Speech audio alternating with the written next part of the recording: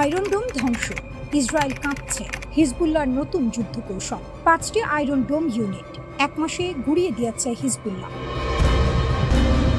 Israel যে অস্ত্রকে অপরাজেয় মনে করত, যে প্রযুক্তির উপর ভর করে দশকের পর দশক আরব বিশ্বকে তুচ্ছ করে এসেছে তেল আবিব, সেই আয়রন ডোমই এখন ধুলোয় মিশছে। আর এই অসাধ্য সাধন করেছে ইরানের মদতপুষ্ট লেবাননের হিজবুল্লাহ। মধ্যপ্রাচ্যের যুদ্ধের নিয়ম বদলে যাচ্ছে। শিকারী এখন নিজেই শিকারে পরিণত। কৌশলের বিপ্লব, শুধু রকেট নয়, এবার লক্ষ্য আয়রন ডোম। এতদিন হিজবুল্লাহর যুদ্ধ কৌশল ছিল সরল: হাজারে হাজারে রকেট ছোড়ো, ইসরায়েলের শহরগুলোকে চাপে রাখো। জবাবে আয়রন ডোম সেই রকেট মাঝ আকাশে ধ্বংস করে দিত। খেলাটা ছিল সংখ্যা, কে বেশি রকেট ছুটতে পারে বনাম কে বেশি আটকাতে পারে।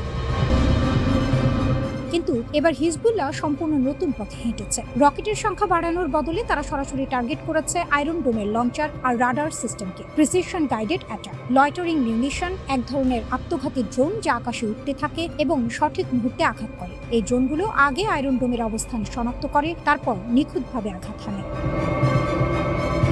মিলিটারি ওয়াচ ম্যাগাজিন নিশ্চিত করেছে 1 মাসে 5টি পর্যন্ত আয়রন ডোম ইউনিট ধ্বংস করতে পেরেছে হিজবুল্লাহ। ইসরায়েলের ইতিহাসে এটি সবচেয়ে বড় বিমান প্রতিরক্ষা বিপর্যয়গুলোর একটি। আয়রন ডোম শুধু একটি অস্ত্র নয়, এটি ইসরায়েলের মানসিক ঝাল। সাধারণ ইসরায়েলি নাগরিক জানতো রকেট আসলেও আয়রন ডোম আছে। এই নিরাপত্তার অনুভূতি ইসরায়েলকে দশকের পর দশক আক্রমণাত্মক নীতি নেওয়ার সাহস দিয়েছে। এখন যখন সেই ঢালে ফাটল ধরছে, পুরো কৌশলই প্রশ্নের মুখে। সামরিক বিশ্লেষকরা বলছেন, আয়রন ডোমের একটি ইউনিট ধ্বংস মানে শুধু একটি যন্ত্র হারানো নয়, এর মানে হলো সেই এলাকার আকাশ সুরক্ষায় ফাঁক ফোকর তৈরি হওয়া। সেই ফাঁক দিয়ে রকেট, ড্রোন বা মিসাইল ঢুকে পড়তে পারে। উপরের স্তরের প্রতিরক্ষা ব্যবস্থা, ডেভিড স্লিং বা অ্যারো সিস্টেম, তখন বেশি চাপে পড়ে। পুরো নেটওয়ার্কে ডমিনো ইফেক্ট শুরু হয়। 4 জুন আমেরিকা ও ইসরায়েল মিলে একটি যুদ্ধবিরতির কাঠামো তৈরি করেছে। পরিকল্পনা হলো হিজবুল্লাহ দক্ষিণ লেবানন থেকে পিছিয়ে যাবে, নির্দিষ্ট এলাকায় শুধু লেবাননের সরকারি সেনা থাকবে, হিজবুল্লাহর যোদ্ধারা আরো উত্তরে সরে যাবে। হিজবুল্লাহ প্রধান নাইম কাশেম এই প্রস্তাব শুনে একটাই কথা বললেন: সম্পূর্ণ প্রত্যাখ্যান। এই পুরো চিত্রটা আসলে একা হিজবুল্লাহর যুদ্ধ নয়, এটা ইরানের সুদূর প্রসারী কৌশলের অংশ। কুদস ফোর্সের কমান্ডার ইসমাইল কানি স্পষ্ট বলেছেন, ইসরায়েলকে যুদ্ধপূর্ব অবস্থানে ফিরতে হবে, তবেই উত্তর সীমান্তে শান্তি আসবে। হিজবুল্লাহর যোদ্ধাদের উদ্দেশ্যে তিনি বলেছেন, তোমরা শীঘ্রই নিজেদের প্রতিরোধের ফল দেখতে পাবে। আর ইরান একটি বড় শর্ত জুড়ে দিয়েছে: ওয়াশিংটনের সাথে যে কোনো বৃহত্তর চুক্তিতে লেবাননের যুদ্ধ বন্ধের বিষয়টি অন্তর্ভুক্ত থাকতে হবে। মানে হিজবুল্লাহর রণাঙ্গন এখন ইরানের পারমাণবিক আলোচনার সাথে সরাসরি যুক্ত। এক টেবিলে সব ইস্যু। এটাই তেহরানের কৌশল।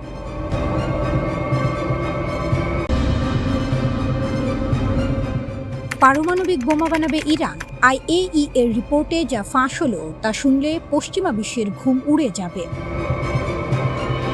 যুক্তরাষ্ট্র ও ইসরায়েল মিলে ইরানের পারমাণবিক স্থাপনায় বোমার পর বোমা ফেলেছে। লক্ষ্য একটাই, তেহরানের পারমাণবিক স্বপ্নকে চিরতরে কবর দেয়া। কিন্তু 3 মাস পর IAEA যে রিপোর্ট দিল, তা পড়ে পেন্টাগন থেকে তেল আবিব সবার বুকে ধড়াস।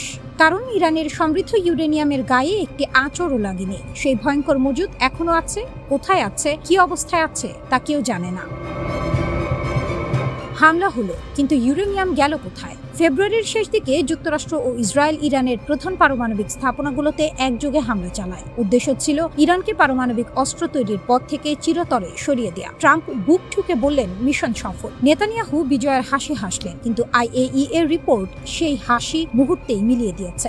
সংস্থাটি স্পষ্ট জানিয়েছে, হামলার পর থেকে আজ পর্যন্ত তারা ইরানের ক্ষতিগ্রস্ত পারমাণবিক স্থাপনাগুলোতে ঢুকতেই পারেনি। আর ইরানও কাউকে জানায়নি তাদের সমৃদ্ধ ইউরেনিয়ামের মজুদ এখন ঠিক কোথায়। 60% সমৃদ্ধ ইউরেনিয়াম অস্ত্র তৈরির দোরগোড়ায়। এখানেই আসল গল্পটা শুরু। ইরানের কাছে এমন ইউরেনিয়াম মজুদ আছে যা 60% পর্যন্ত সমৃদ্ধ। পারমাণবিক অস্ত্র তৈরিতে লাগে 90% বিশুদ্ধতার ইউরেনিয়াম। অর্থাৎ ইরান এখন সেই গন্তব্যের এক ধাপ আগে দাঁড়িয়ে। দরজাটা বন্ধ নয়, কেবল ঠেলা দেয়া বাকি। IAEA সরাসরি সতর্ক করে বলেছে, প্রায় 1 বছর ধরে এই ইউরেনিয়াম মজুদ যাচাই করা যাচ্ছে না। এত দীর্ঘ সময় পর্যবেক্ষণের বাইরে থাকলে পারমাণবিক উপাদানের ধারাবাহিক তথ্য হারিয়ে যায়, যাকে সংস্থাটি বলছে জ্ঞানগত ধারাবাহিকতার বিপর্যয়। সহজ কথায়, ইউরেনিয়াম কোথায় গেল, কি হলো, কেউ জানে না। ইরানের চুপ থাকাটাই সবচেয়ে বড় বার্তা। কথায় বলে, চুপ থাকাও একটি ভাষা। ইরান এই বিষয়ে যা বলছে না, তাই এখন সবচেয়ে গুরুত্বপূর্ণ। তেহরান IAEA কে কিছু জানাচ্ছে না, ঢুকতে দিচ্ছে না, ব্যাখ্যা দিচ্ছে না। এই নীরবতা দুর্বলতার লক্ষণ নয়, এটা কৌশলগত শক্তির প্রদর্শন। ইরান বহু দশক ধরে পশ্চিমা চাপের মুখে পারমাণবিক কার্যক্রম চালিয়ে এসেছে। নিষেধাজ্ঞার পর নিষেধাজ্ঞা, হামলার পর হামলা, তবু তারা থামেনি, বরং প্রতিটি চাপের জবাবে আরো গভীরে, আরো গোপনে নিজেদের সক্ষমতা গড়ে তুলেছে। সাম্প্রতিক যুদ্ধে তাদের মিসাইল যেভাবে মার্কিন ঘাঁটির পর ঘাঁটি ধুলোয় মিশিয়ে দিয়েছে, সেটাও এই দীর্ঘ প্রস্তুতিরই ফল। তাহলে কি পারমাণবিক বোমা বানাবে ইরান? সরাসরি উত্তর কেউ দিতে পারবে না, কিন্তু কিছু বাস্তবতা অস্বীকার করার উপায় নেই। ইরানের কাছে সমৃদ্ধ ইউরেনিয়াম আছে, পরিমাণ অজানা, অবস্থান অজানা। তাদের বিজ্ঞানীরা দশকের পর দশক ধরে এই কাজে নিয়োজিত। IAEA ঢুকতে পারছে না, যাচাই করতে পারছে না, আর ইরান নিজে বলছে এটা কেবল বেসামরিক কাজের জন্য। কিন্তু যে দেশ নিজের মিসাইল দিয়ে মার্কিন সামরিক ঘাঁটি গুড়িয়ে দিতে পারে, যে দেশ ইসরায়েলের চারদিকের ঘেরাও ভেঙে বেরিয়ে আসতে পারে, সেই দেশ যদি সত্যিই পারমাণবিক অস্ত্রের পথে হাঁটে, তবে মধ্যপ্রাচ্যের ভূ রাজনীতি এমনভাবে পাল্টে যাবে যা গত 50 বছরে কেউ দেখেনি।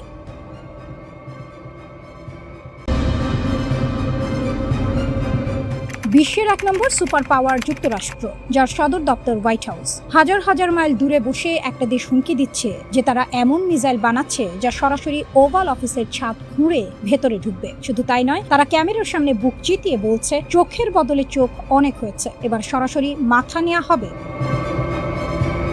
এই অবিশ্বাস্য কাণ্ডটাই ঘটিয়ে দেখেছে ইরানের পার্লামেন্ট থেকে যে হুঙ্কার এসেছে, তাতে পুরো ওয়াশিংটনের হাত পা কাঁপার জোগাড়। ইরানের একদল প্রভাবশালী সংসদ সদস্য সরাসরি তাদের দেশের নতুন সর্বোচ্চ নেতা মোস্তফা খামেনির কাছে একটি বিশেষ চিঠি পাঠিয়েছেন। এই চিঠির মূল দাবি, ইরানের সামরিক বাহিনীকে নির্দেশ দিচ্ছেন যেন তাদের ব্যালিস্টিক ক্ষেপণাস্ত্রের পাল্লা ও সক্ষমতা এমন পর্যায়ে নিয়ে যাওয়া হয় যা সরাসরি যুক্তরাষ্ট্রের হোয়াইট হাউস পর্যন্ত পৌঁছাতে পারে। আইন প্রণেতারা সাফ জানিয়ে দিয়েছেন, আমরা আমাদের সামরিক বাহিনী ও প্রতিরক্ষা শিল্পকে ততদিন পর্যন্ত অন্ধের মতো সমর্থন দিয়ে যাব যতদিন না আমাদের মিসাইল খামেনির হত্যাকারীদের অফিস কক্ষে গিয়ে আঘাত হানছে। অর্থাৎ ইরান এখন আর রক্ষণাত্মক নেই। তারা ওয়াশিংটনকে স্পষ্ট বুঝিয়ে দিয়েছে, তোমরা যদি আমাদের নেতাদের ওপর পুরুষোচিত হামলা চালাও, তবে তোমাদের সবচেয়ে সুরক্ষিত বাংকারে বসেও তোমরা রেহাই পাবে না। এই চিঠিতে ইরানি সংসদ সদস্যরা মার্কিন নীতি নির্ধারকদের চরিত্র নিয়ে এক মারাত্মক সত্য তুলে ধরেছেন। তারা প্রয়াত বিতর্কিত মার্কিন অপরাধী জেফ্রি অ্যাপস্টেইনের প্রসঙ্গ টেনে বলেছেন, এই অ্যাপস্টেইন নেটওয়ার্কের অপরাধীরা কোনো আন্তর্জাতিক আইন বা নৈতিকতার তোয়াক্কা করে না। এরা চোরের খনি, এদের সাথে ভদ্রতার ভাষা খাটে না। আর ঠিক এই কারণেই ইরান এখন এক নতুন রণকৌশল হাতে নিয়েছে। সংসদ সদস্যরা হুঙ্কার দিয়ে বলেছেন, শত্রুদের জেনে রাখা ভালো, চোখের বদলে চোখ নেওয়ার দিন শেষ। এবার অন্যায় করলে সরাসরি মাথা কেটে নেওয়া হবে। শুধু তাই নয়, 2015 সালের পারমাণবিক চুক্তির তিতকুটে অভিজ্ঞতা থেকে শিক্ষা নিয়ে ইরানি আইন প্রণেতারা স্পষ্ট করে দিয়েছেন যে মার্কিনীদের কোনো ফাঁকা প্রতিশ্রুতিতে তারা আর আঙুল চুষবে না বা বিশ্বাস করবে না, যতদিন না মধ্যপ্রাচ্য থেকে শেষ মার্কিন সেনা প্রত্যাহার হচ্ছে এবং যুদ্ধের সম্পূর্ণ ক্ষতিপূরণ আদায় হচ্ছে, ততদিন ইরান এক চুলও নড়বে না। ইরানের রাষ্ট্রীয় সংবাদ মাধ্যমে Islamic revolutionary guard corps IRGC এক ঐতিহাসিক বিবৃতি জারি করেছে। তারা বুক চিতিয়ে ঘোষণা করেছে যে পারস্য উপসাগরে মার্কিনীদের সমস্ত দাদাগিরি বন্ধ করে দেওয়া হয়েছে এবং শত্রুপক্ষকে এখন ইরানের তৈরি করা নতুন নিয়ম মেনে চলতে বাধ্য করা হচ্ছে। বিশেষ করে হরমুজ প্রণালীর স্মার্ট ব্যবস্থাপনা ও কৌশলগত নিয়ন্ত্রণ এখন পুরোপুরি ইরানের পকেটে। মার্কিন বাহিনী যতই আকাশ কুসুম কল্পনা করুক না কেন, হরমুজ প্রণালীর জলসীমানায় কারোর বিনা অনুমতিতে সুযোগ্য মেদিনী পাওয়ারও সুযোগ নেই। ইরানের সশস্ত্র বাহিনীর জেনারেল স্টাফ এবং খাতাম আল আনবিয়া সেন্ট্রাল হেডকোয়ার্টার্স যৌথভাবে শেষ হুঁশিয়ারি দিয়ে বলেছে, তারা শত্রুকে সম্পূর্ণ ধ্বংস না করা পর্যন্ত এই প্রতিরোধ জারি রাখবে।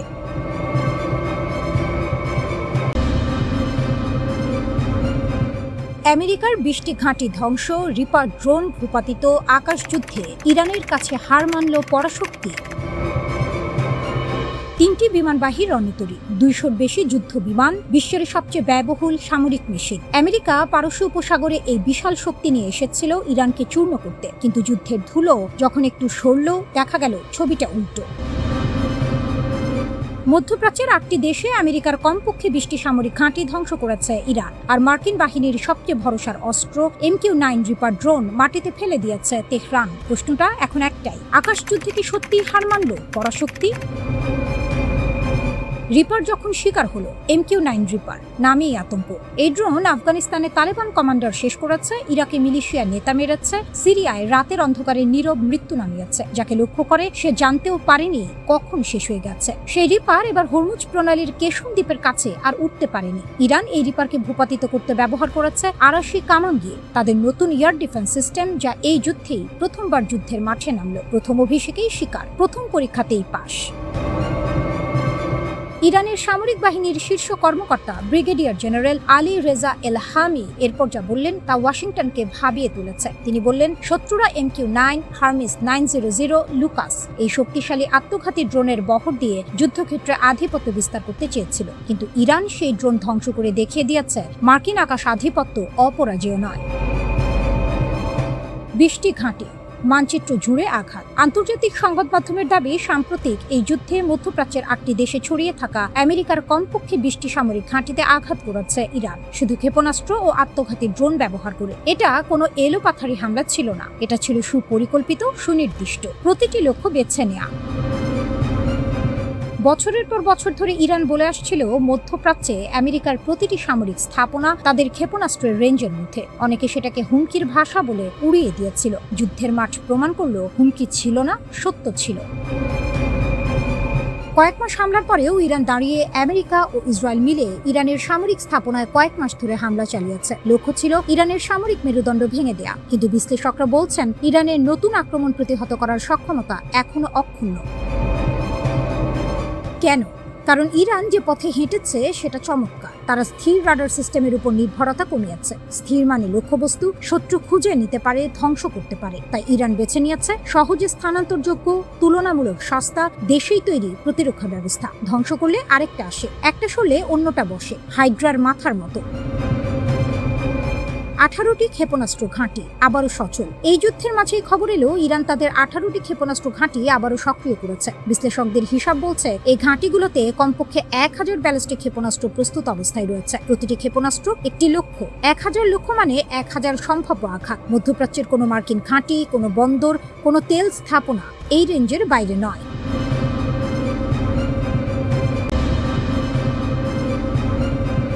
মার্কিন ড্রোন শিকারী ইরানের নতুন আরাস।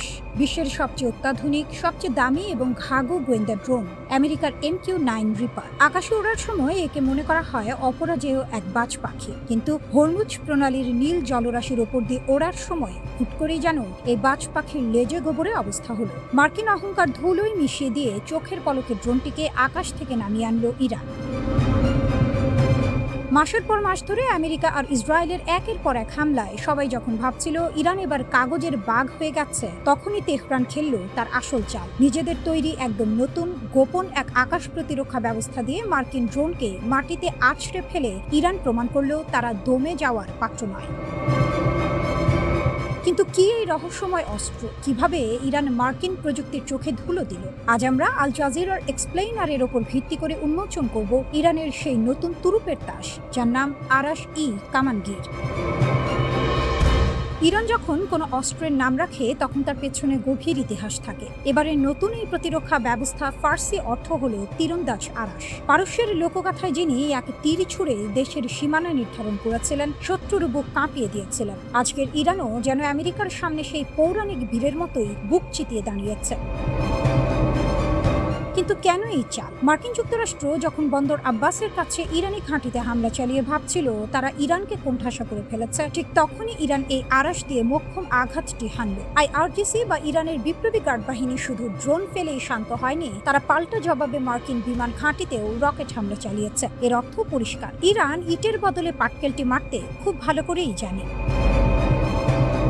পশ্চিমা দুনিয়া সবসময় দাবি করে ইরানের প্রযুক্তি নাকি মানধাতা আমলের, তাদের ক্ষেপণাস্ত্র নাকি অকার্যকর। কিন্তু কিংস কলেজ লন্ডনের সামরিক বিশ্লেষক মার্ক হিলবোর্ন এবং সায়েন্সেস পো ইউনিভার্সিটির নিকোল গ্রাজিউস্কি এবার স্বীকার করতে বাধ্য হয়েছেন যে ইরান ক্ষেপণাস্ত্রের নকশায় এখন সম্পূর্ণ স্বনির্ভর। নিরাপত্তা বিশ্লেষক অ্যালেক্স আলমেইদার মতে এই আরাশ-ই কামানগির কোনো সাধারণ অস্ত্র নয়। এটি এমন এক পপ আপ ক্ষেপণাস্ত্র যা প্রথাগত রাডারের উপর নির্ভর করে না। তাহলে এটি কাজ করে কিভাবে? স্টেলথ শিকারী। এতে ব্যবহার করা হয়েছে অত্যাধুনিক ইলেকট্রো অপটিক্যাল এবং হিট সিকিং বা তাপ শনাক্তকরণ প্রযুক্তি। মার্কিন ড্রোন যতই রাডার ফাঁকি দেওয়ার চেষ্টা করুক, আরাশ তার ইঞ্জিনের তাপ দেখেই তাকে জমের বাড়ি পাঠিয়ে দেয়। ছায়াবাজি বা গতিশীলতা, এই পুরো সিস্টেমটি অত্যন্ত হালকা এবং দ্রুত এক জায়গা থেকে অন্য জায়গায় নিয়ে যায়। অর্থাৎ শত্রু এসে যেখানে আঘাত হানতে চাইবে সেখানে গিয়ে ইরানকে আর খুঁজে পাবে না। ইরান যেন এখানে আকাশ কুসুম কল্পনাকে বাস্তবে রূপ দিয়েছে। ইউক্রেন যুদ্ধ যেমন সস্তা ড্রোনের মাধ্যমে পরাশক্তিদের রাতের ঘুম কেড়ে নিয়েছে, তেমনি ইরানও এখন যুদ্ধের অর্থনৈতিক কৌশল বদলে দিচ্ছে। কোটি কোটি ডলারের মার্কিন ড্রোনকে ইরান কুপোকাত করছে মাত্র কয়েক হাজার ডলারের সস্তা কিন্তু মারাত্মক আরাস দিয়ে।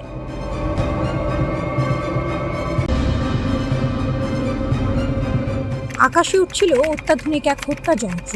পাইলট নেই, ভয় নেই, ক্লান্তি নেই। ঘন্টার পর ঘন্টা চক্কর দিতে পারে, হেলফায়ার মিসাইল ছুটতে পারে নিখুঁত নিশানায়। নাম তার MQ-9 রিপার, আমেরিকার আকাশ যুদ্ধের মুকুটমণি। এক একটির দাম প্রায় $3 কোটি। এই রিপারের মোট বহরের 1/5 এখন ধ্বংসস্তূপ। ইরান সেটা করে দেখিয়েছে। কিভাবে শুরু হলো এই যুদ্ধ? 2025 সালের জুন মাসে যুক্তরাষ্ট্র ইরানের 3টি পারমাণবিক স্থাপনায় বোমা হামলা চালায়। এরপর আর পেছনে ফেরার পথ ছিল না। পুরোদমে যুদ্ধ শুরু হয়ে যায়। ট্রাম্প ঘোষণা দিয়েছিলেন ইরানের বিমান প্রতিরক্ষা সম্পূর্ণ বিধ্বস্ত। কিন্তু বাস্তব অন্য কথা বলছে। হিসাবটা কেমন ভয়ঙ্কর! ব্লুমবার্গের প্রতিবেদন বলছে এ পর্যন্ত আমেরিকা হারিয়েছে প্রায় 30টি রিপার ড্রোন। মার্কিন কংগ্রেশনাল রিসার্চ সার্ভিস মাসের শুরুতে বলেছিল 24টির কথা। আসল সংখ্যা তার চেয়েও বেশি। আর্থিক হিসেবে এটি প্রায় $1 বিলিয়ন ক্ষতি। এই যুদ্ধে এ পর্যন্ত মার্কিন খরচ পৌঁছে গেছে $29 বিলিয়ন। কিছু ড্রোন আকাশে গুলি করে ভূপাতিত হয়েছে। কিছু পারস্য উপসাগরীয় ঘাঁটিগুলোতে মিসাইল হামলার মুখে মাটিতেই পুড়ে ছাই হয়ে গেছে। দুটো পথেই শেষ পরিণতি একই, ধ্বংস। ইরানের হাতিয়ার আসলে কি? এখানে এই গল্পটা আরো চমকপ্রদ হয়ে ওঠে। ইরান একা লড়ছে না, নিজস্ব প্রযুক্তির পাশাপাশি তারা ব্যবহার করছে রুশ ও চীনা আকাশ প্রতিরক্ষা ব্যবস্থার এক মারাত্মক মিশ্রণ। 2025 সালের জুনে যুদ্ধ শুরু হওয়ার পরপরই চীন ইরানকে সরবরাহ করেছে অত্যাধুনিক সারফেস 2 ইয়ার মিসাইল ব্যাটারি। আর রাশিয়া দীর্ঘমেয়াদী নিরাপত্তা চুক্তির আওতায় মার্কিন যুদ্ধ জাহাজ ও সেনা দলের স্যাটেলাইট চিত্র পাঠিয়ে দিচ্ছে তেহরানে। এটা শুধু অস্ত্রের যুদ্ধ নয়, এটা তথ্যের যুদ্ধ। নিউ ইয়র্ক টাইমস একটি ভয়ানক তথ্য ফাঁস করেছে। ইরানি সামরিক কমান্ডাররা সম্ভবত ওই অঞ্চলে মার্কিন যুদ্ধ বিমানের নিয়মিত ওড়ার পথ বা ফ্লাইট প্যাটার্ন নিখুঁতভাবে ম্যাপ করে ফেলেছেন। কোন সময়ে কোন এলাকায় উড়বে, কোন উচ্চতায় যাবে, সব হিসাব তাদের হাতের মুঠোয়। এই জ্ঞান থাকলে মিসাইল ছুটতে আর বেশি বুদ্ধি লাগে না। রিপার ড্রোন হারানোই শেষ কথা নয়। গত এপ্রিলে যুদ্ধবিরতির মাত্র কয়েকদিন আগে ইরান একটি মার্কিন F-15E স্ট্রাইক ঈগল যুদ্ধবিমান ভূপাতিত করে। এই বিমান আমেরিকার সবচেয়ে সক্ষম যুদ্ধ বিমানগুলোর একটি। এই ঘটনা ওয়াশিংটনকে চরম নাটকীয় পরিস্থিতির মুখে ফেলে দেয়। এটা সংবাদ মাধ্যমের ভাষা। বাস্তবে বলতে গেলে ট্রাম্প প্রশাসন কার্যত হতভম্ব হয়ে যায়।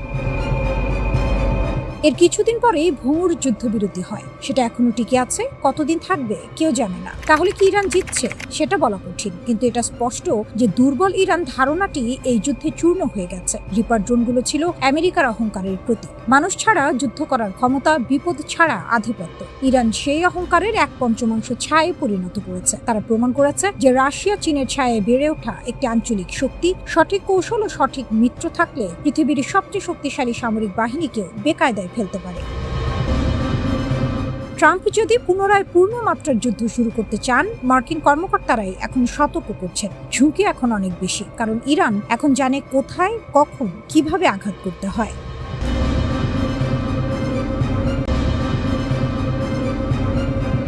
মুস্তফা খামেনির হুঁশিয়ারি, ঘুমন্ত সিংহ জেগে উঠেছে। একদিকে দেশের বুকে যুদ্ধের ক্ষত, অন্যদিকে কূটনীতির পাকে পা ডুবিয়ে বসে আছে ওয়াশিংটন। এই দুয়ের মাঝে দাঁড়িয়ে ইরানের নতুন সর্বোচ্চ ধর্মীয় নেতা আয়াতুল্লাহ মুজতবা খামেনি যে বার্তা দিলেন, সেটা কেবল কথার কথা নয়, এটা এক ঐতিহাসিক ঘোষণা। মুস্তফা খামেনি ইরানের রাষ্ট্রীয় টেলিভিশনে এক লিখিত বিবৃতিতে বললেন, সময়ের চাকা আর পেছনে ঘুরবে না। পশ্চিম এশিয়ার দেশ ও ভূখণ্ডগুলো আর মার্কিন ঘাঁটির ঢাল হিসেবে কাজ করবে না। মার্কিন ঘাঁটির বিষয়ে তিনি বলেন, মধ্যপ্রাচ্যের শক্তিগুলো আর মার্কিন সামরিক ঘাঁটিগুলোর জন্য ঢাল হিসেবে কাজ করবে না এবং এই অঞ্চলে যুক্তরাষ্ট্রের আর কোনো নিরাপদ আশ্রয় থাকবে না। এছাড়া ইরানের সর্বোচ্চ নেতা লেবানন সহ প্রতিরোধ অক্ষের বিজয়ের কথা বলেন এবং জানান যে ইরানের প্রক্সি বাহিনীগুলো আমেরিকান এবং জায়নবাদী সত্তাকে একটি শিক্ষা দিয়েছে। খামেনি ইসলামী রাষ্ট্র এবং অন্যান্য দেশগুলোকে অভিন্ন স্বার্থে কাজ করার আহ্বান জানিয়েছেন, যা এই অঞ্চল এবং বিশ্বের নতুন ব্যবস্থা ও ভবিষ্যৎ নির্ধারণ করবে। তিনি বলেন, আন্তরিকতা ও পবিত্রতার সাথে আমি সকল ইসলামী দেশ ও সরকারকে অভিন্ন মঙ্গলের জন্য বন্ধুত্ব ও সহযোগিতার আহ্বান জানাই। মুস্তফা খামেনি এই পদে বসেছেন বাবার রক্তের উপর দিয়ে হেঁটে। গত 28 ফেব্রুয়ারি ইরানে যুক্তরাষ্ট্র ও ইসরায়েলের হামলা শুরু হওয়ার সেই ভয়াল দিনে তার পিতা আয়াতুল্লাহ আলী খামেনি নিহত হন। যে মাটিতে বাবার রক্ত পড়েছে সেই মাটির পাহারাদার হিসেবে মুস্তফা এখন কাঁধে তুলে নিয়েছেন এক মহাভার দায়িত্ব। মার্চ মাসে দায়িত্ব নেওয়ার পর থেকে 56 বছর বয়সে এই নেতা প্রকাশ্যে আসেননি। নীরব থেকেছেন, পর্যবেক্ষণ করেছেন, পরিস্থিতি বুঝেছেন। কিন্তু যখন মুখ খুললেন তখন বুঝিয়ে দিলেন নীরবতা দুর্বলতার চিহ্ন ছিল না, এটা ছিল ঝড়ের আগের স্থিরতা। মুস্তাফার বার্তাটি শুধু আবেগের কথা নয়, এর ভেতরে আছে সুচিন্তিত কূটনৈতিক বার্তা। তিনি পরিষ্কার করে বললেন, পশ্চিম এশিয়ায় আক্রমণ শানানো ও সামরিক ঘাঁটি স্থাপনের জন্য আমেরিকার আর কোনো নিরাপদ আশ্রয় থাকবে না, এবং প্রতিটি দিন অতিবাহিত হওয়ার সঙ্গে সঙ্গে তারা তাদের পূর্ববর্তী অবস্থান থেকে আরও দূরে সরে যাচ্ছে। এই কথাগুলোর সময়টা লক্ষ্য করুন। ঠিক যখন তেহরান ও ওয়াশিংটনের মধ্যে যুদ্ধ অবসানের লক্ষ্যে আলোচনা চলছে, যখন দুই পক্ষ চুক্তির খুঁটিনাটি মেলাচ্ছে, তখন ইরানের সর্বোচ্চ নেতার এই বক্তব্য কূটনীতির টেবিলে ইরানের দর কষাকষির শক্তিকে কয়েক গুণ বাড়িয়ে দিয়েছে। আলোচনায় নমনীয়তা দেখানো আর মাঠে কঠোর বার্তা দেয়া, এই দুটো একসাথে চালানোর নাম হলো প্রকৃত কূটনৈতিক কৌশল। গত 8 এপ্রিল থেকে ইরান ও যুক্তরাষ্ট্রের মধ্যে একটি যুদ্ধবিরতি কার্যকর আছে বটে, কিন্তু সেটা যে কতটা ভঙ্গুর তা বুঝতে বেশি দূর যেতে হয় না। ইরানের পররাষ্ট্র মন্ত্রণালয় স্বীকার করেছে, অনেক বিষয় সমঝোতা হলেও চূড়ান্ত চুক্তি এখনই হচ্ছে না। এই টানটান পরিস্থিতিতেই ঘটেছে আরো কিছু। ইরানের রিভলিউশনারি গার্ড কোর অর্থাৎ আইআরজিসি জানিয়েছে তারা একটি মার্কিন ড্রোন ভূপাতিত করেছে। এই ঘটনা ঠিক কোন তারিখে ঘটেছে তা জানানো হয়নি, কিন্তু বার্তাটা একদম স্পষ্ট। আইআরজিসি সাফ বলে দিয়েছে, যুদ্ধবিরতি লঙ্ঘনের যে কোনো চেষ্টার বিরুদ্ধে পাল্টা জবাব দেয়া তাদের বৈধ ও নিশ্চিত অধিকার।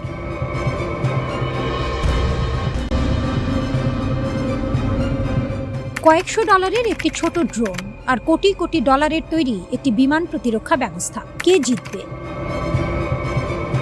আজ আমরা কথা বলবো হিজবুল্লাহর সেই মারাত্মক ড্রোন কৌশল নিয়ে, যা কিনা ইসরায়েলের বহু বিলিয়ন ডলারের আয়রন ডোমকে নাস্তানাবুদ করে দিচ্ছে। আয়রন ডোম ইসরায়েলের আকাশের পাহারাদার। রকেট আসছে, আয়রন ডোম গুলি করে নামিয়ে দেয়। শুনতে যত সহজ, বানাতে তত দামি। এই পুরো সিস্টেমে বিনিয়োগ হয়েছে কোটি কোটি মার্কিন ডলার। প্রতিটি ইন্টারসেপ্টর মিসাইলের দাম 50,000 থেকে $1,00,000 পর্যন্ত। এতদিন ধরে এই ঢাল ছিল ইসরায়েলের সবচেয়ে বড় ভরসা, কিন্তু হিজবুল্লাহ একটা নতুন প্রশ্ন তুলে দিয়েছে। কোটি টাকার ঢাল কি শত টাকার তীর ঠেকাতে পারে?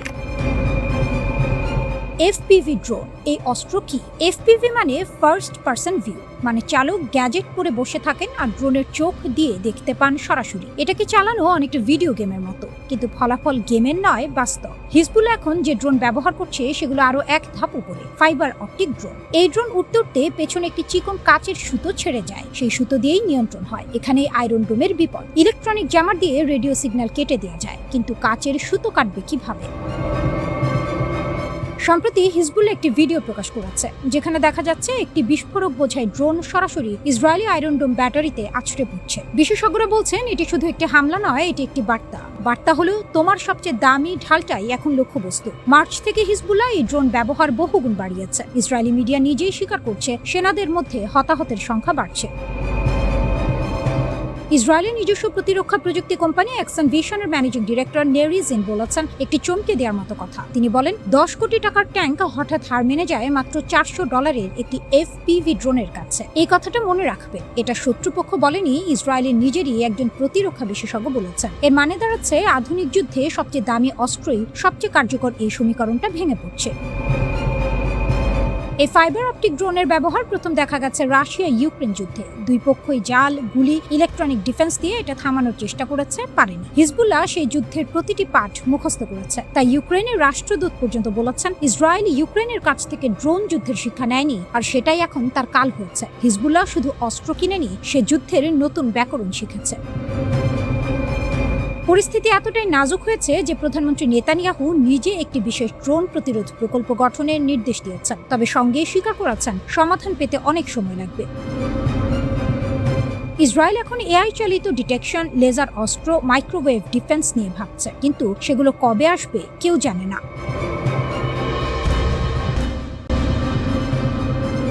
একটা ফোন কল, এক পাশে ডোনাল্ড ট্রাম্প, অন্য পাশে মধ্যপ্রাচ্যের সবচেয়ে ক্ষমতাধর নেতারা। ট্রাম্প কথা শেষ করলেন, তারপর নেমে এলো এক অদ্ভুত নীরবতা। কেউ কথা বললেন না, একজনও না। ট্রাম্প নিজেই অস্বস্তিতে পড়ে রসিকতা করলেন, তোমরা কি এখনো লাইনে আছো?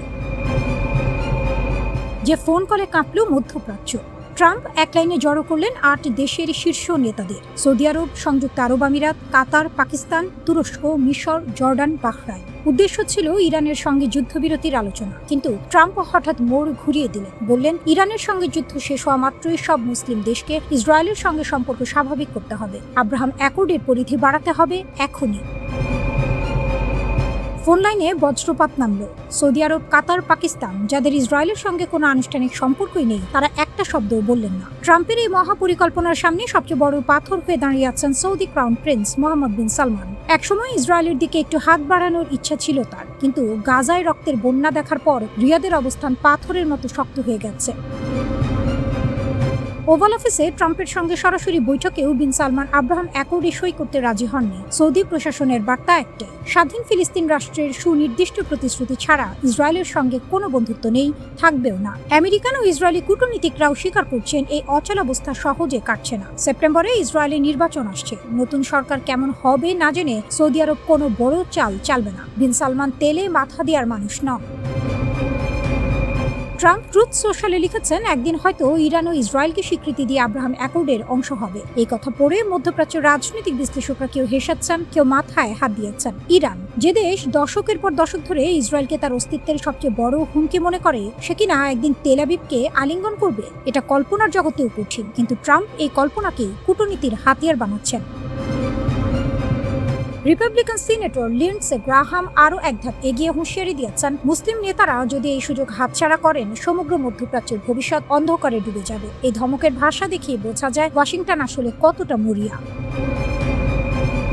ইরান যেভাবে খেলছে দাবার ছক, এই পুরো পরিস্থিতিতে ইরান কিন্তু চুপচাপ বসেনি। তারা দাবার ছকে এমন চাল দিচ্ছে যা প্রতিপক্ষকে ভাবিয়ে তুলছে। পরমাণু কর্মসূচির বিস্তারিত আলোচনায় তারা এই মুহূর্তে যাচ্ছে না, সেটা পরের ধাপে। আগে চাই নিরাপত্তার নিশ্চয়তা, আগে চাই নিষেধাজ্ঞা শিথিলের ভাষা। হরমুজ প্রণালী খুলে দেওয়ার ব্যাপারে নীতিগতভাবে রাজি হয়েছে, কারণ এটা দিয়ে বিশ্বের তেলের বিশাল একটা অংশ যায়। এখানে ছাড় দিলে আন্তর্জাতিক সম্প্রদায় একটু নরম হবে। কিন্তু ইউরেনিয়াম মজুদ ছেড়ে দেয়া, কোথায় যাবে, কিভাবে যাবে, কে যাচাই করবে, এসব পরে, অনেক পরে। ইরান সময় কিনছে এবং সময় কেনার এই শিল্পে তারা ওস্তাদ। তাসনিম নিউজ একটি সম্ভাব্য কাঠামোর কথা জানিয়েছে। পূর্ণ চুক্তির আগে একটি সীমিত সমঝোতাপত্র, ইরানের তেল রপ্তানিতে সাময়িক ছাড়, বিনিময়ে মধ্যপ্রাচ্যের সব রণাঙ্গনে যুদ্ধবিরতি। লেবাননও এই ছাতার নিচে আসবে। হরমুজের বিষয়টা 30 দিনে, আনুষ্ঠানিক পরমাণু আলোচনা 60 দিনে।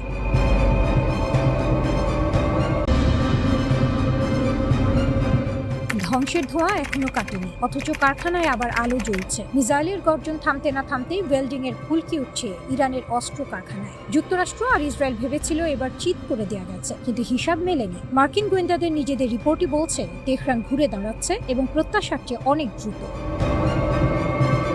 গত 28 ফেব্রুয়ারি শুরু হয় সংঘাত। যুক্তরাষ্ট্র আর ইসরায়েলের যৌথ সামরিক অভিযান অপারেশন এপিক ফিউরি ইরানের মিসাইল ঘাঁটি, লঞ্চার আর অস্ত্র কারখানার ওপর ঝাঁপিয়ে পড়ে। দাবি করা হয়েছিল ইরানের 90% সমরাস্ত্র উৎপাদন কেন্দ্র মাটিতে মিশিয়ে দেওয়া হয়েছে। সেন্টকম প্রধান admiral Brad Cooper house armed services কমিটিতে দৃঢ় কণ্ঠে বললেন, পুনর্গঠন করতে ইরানের বহু বছর লেগে যাবে। কিন্তু মাত্র কয়েক সপ্তাহের মধ্যেই সেই দাবির বেলুন চুপসে গেছে। গোয়েন্দারা যা দেখছেন, 8 এপ্রিল যুদ্ধবিরতি শুরু হওয়ার পর থেকে মার্কিন গোয়েন্দা সংস্থাগুলো যা দেখছে, তাতে তাদের নিজেদেরই চোখ কপালে ওঠার দশা। একাধিক গোয়েন্দা সূত্র সিএনএনকে নিশ্চিত করেছে, ইরান কেবল ক্ষত সারাচ্ছে না, সক্রিয়ভাবে নতুন ড্রোন উৎপাদনও শুরু করে দিয়েছে। একটি মার্কিন প্রশাসনের কর্মকর্তা স্পষ্ট করে বলেছেন, আগামী 6 মাসের মধ্যে ইরান তার ড্রোন হামলার সক্ষমতা পুরোপুরি ফিরে পাবে। শুধু তাই নয়, যেসব মিসাইল লঞ্চার মাটি চাপা দিয়ে লুকিয়ে রাখা হয়েছিল, সেগুলো এরই মধ্যে উদ্ধার করা হয়েছে। এপ্রিলে যেখানে বলা হচ্ছিল ইরানের প্রায় অর্ধেক লঞ্চার অক্ষত আছে, সাম্প্রতিক হিসাবে সেই সংখ্যা এসে দাঁড়িয়েছে 2/3। কুপারের দাবি আর গোয়েন্দা রিপোর্টের মধ্যে ফারাকটা এতটাই বিস্তর যে দুটি আলাদা সূত্র সরাসরি জানিয়ে দিয়েছে দুটোর মধ্যে কোনো মিল নেই। গোয়েন্দাদের কাছের একটি সূত্রের কথায় এই ক্ষতি ইরানকে বড়জোর কয়েক মাস পিছিয়ে দিতে পারে, বছর তো দূরের কথা।